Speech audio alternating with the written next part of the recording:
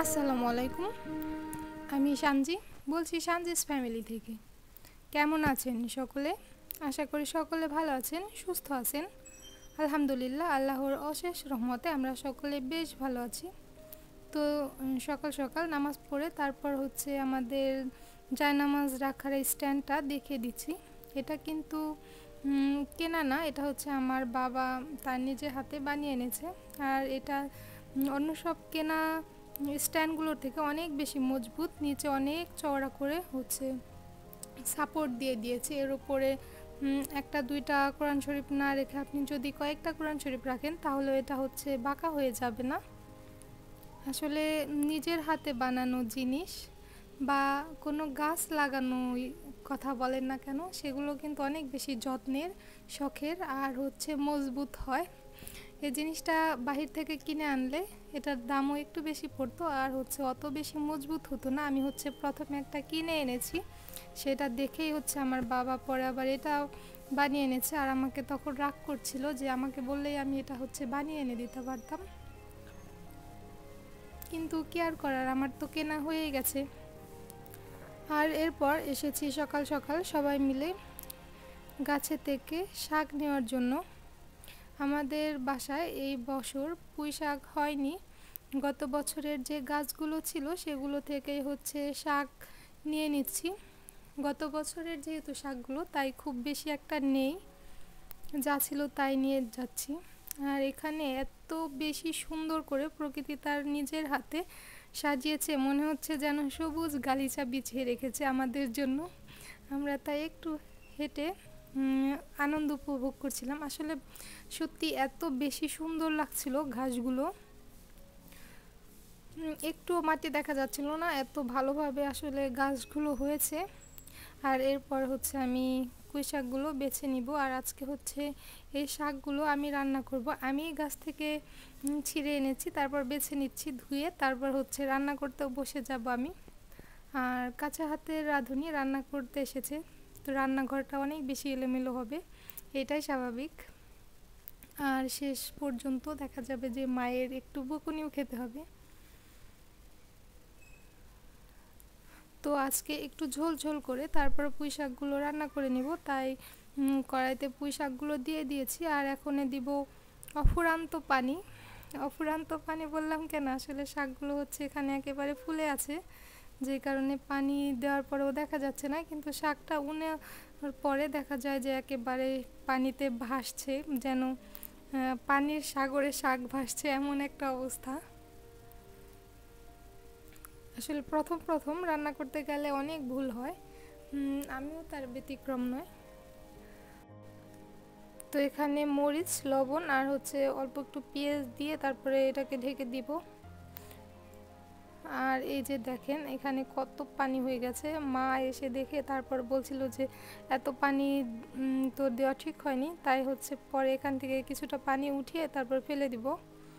তা না হলে দেখা যাবে যে শাকগুলো জাল করতে করতে খাওয়ার অযোগ্য হয়ে যাবে। আসলে অতিরিক্ত কোনো কিছুই ভালো না, সেটা যে কোনো কাজ, কথা বা রান্নার ক্ষেত্রে হোক না কেন।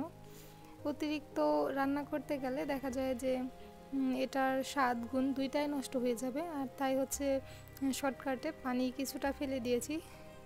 আর এখন এটাকে নামিয়ে নিব। এর আগে একদিন এগুলো রান্না করেছিলাম, সেই দিন আবার আলু দিয়ে তারপর রান্না করেছিলাম পাতার সাথে, শাক পাতার সঙ্গে আমি ছোট ছোট টুকরো করে কয়েকটা আলু কেটে নিয়েছিলাম, সেই আলু একসাথে সিদ্ধ করে তারপর তেলে বাগার দিয়ে নিয়েছি। আর আজকে আলু দিতে ভুলে গেছি, আসলে মনেই ছিল না, সেই জন্য আলু দেইনি। আর এখন আমি ফোড়ন দিয়ে দিব তেলের মধ্যে। প্রথমে শুকনো মরিচ দিয়ে দিয়েছি একটা, আর তারপর দিয়েছি কাঁচা জিরে, রসুন। আর এগুলো খুব ভালো করে একটু লাল হয়ে গেলে তারপর এর মধ্যে পেঁয়াজ দিয়ে দিব।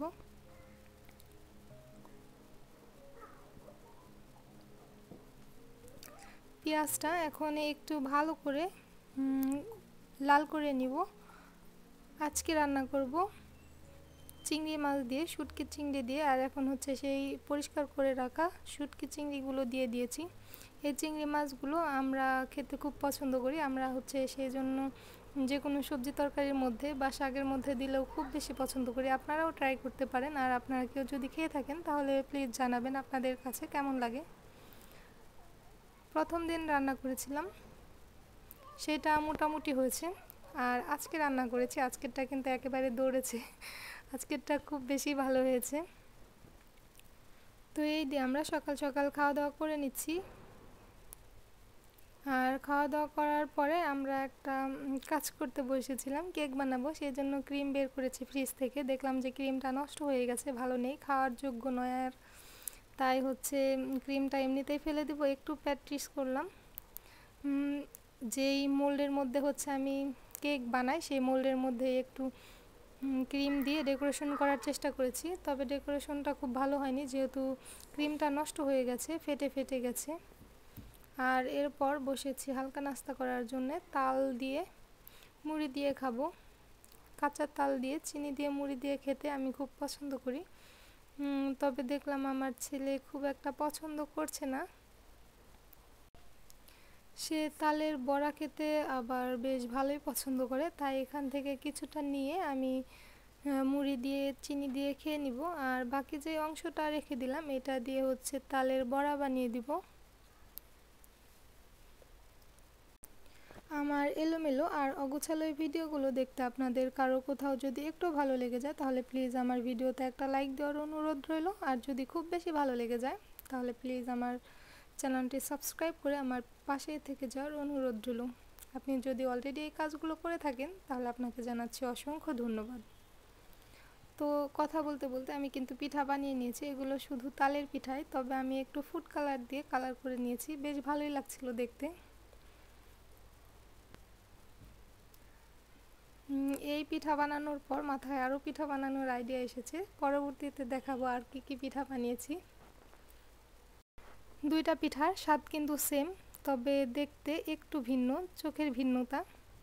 আসলে এভাবে পিঠা বানিয়ে তারপর দেখা যায় যে কোনো অনুষ্ঠানে বা বিয়ের স্বাক্ষরখানা এভাবে দিলে বেশ ভালোই লাগবে দেখতে। আমি আসলে যে এই ধরনের পিঠা বানাতে চেয়েছিলাম যে সবগুলো দেখতে পাখি বা হাঁস মুরগির মতন লাগবে, তবে যেহেতু প্রথমবার বানিয়েছি অত বেশি ভালো হয়নি, তবে কিছুটা শেপ এসেছে, আমি এতটুকুতেই খুশি। এই যে এটা দেখতে পাচ্ছেন, এটা কিন্তু বেশ ভালোই বোঝা যাচ্ছে হাঁসের মতো। প্রথমবার চেষ্টা করলে ভালো না হলেও দ্বিতীয়বার চেষ্টা করলে ইনশাল্লাহ খুব ভালো হয়ে যাবে। আর এই যে যে ছোট ছোট অংশটা দেখতে পাচ্ছেন, এগুলো খেতে কিন্তু আরও একটু বেশি ভালো লাগে বড় অংশটার থেকে। তো আজকের ভিডিওটা এ পর্যন্তই থাকছে। আপনারা সকলে ভালো থাকবেন, সুস্থ থাকবেন, আর আমাদের জন্য দোয়া করবেন। আল্লাহ হাফেজ, আসসালামু আলাইকুম।